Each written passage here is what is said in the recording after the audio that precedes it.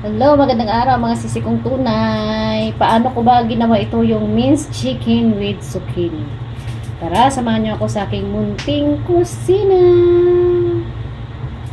So, dito may dalawang tayong pack ng minced chicken. Maglalagay tayo dito ng paminta. Naglagay na ako dyan ng asin at saka white pepper. Maglagay tayo dito ng isang kutsaritang cornstarch.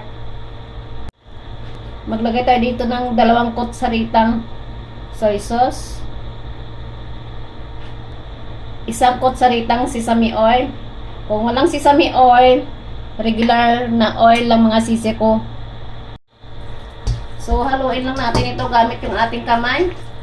So, naghugas naman ako syempre. Kasi pagkain, kailangan malinis. Pero talagang naghugas talaga ako, ha? Kahit walang gloves, basta maghugas ka lang. Maglalagay ako dito ng isang itlog.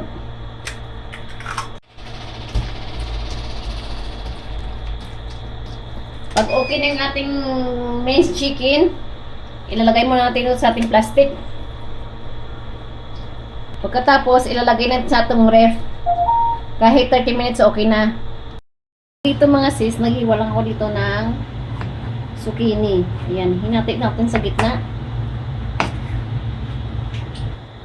Pagkatapos, scrape lang natin dito ng konti sa gitna.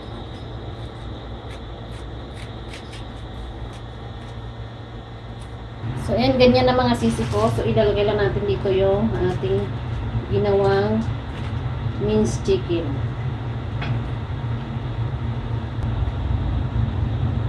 Maglagay lang tayo dito ng mga design mga sisi. Naglagay ako dito ng Gucci.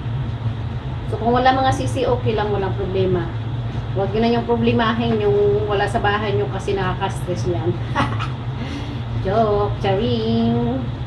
So, pag ikaw kasi OFW, kailangan talaga may pananaw ka kung paano mo pasasarapin yung pagkain ni amo na mapawaw sila at syempre maubos. Kasi pag naubos mga sisi ko, sigurado wala kang leftover o wala kang maiwan. At steam natin ito sisi sa kumukulong tubig. Steaming natin ito ng 15 minutes. Lagyan lang tayo dito ng konting spring onion. At dito, nag-isa lang tayo dito ng bawang mga sis.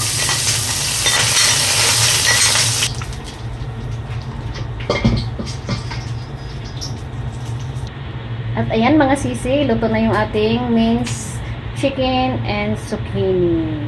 So maraming salamat sa panonood. God bless you all.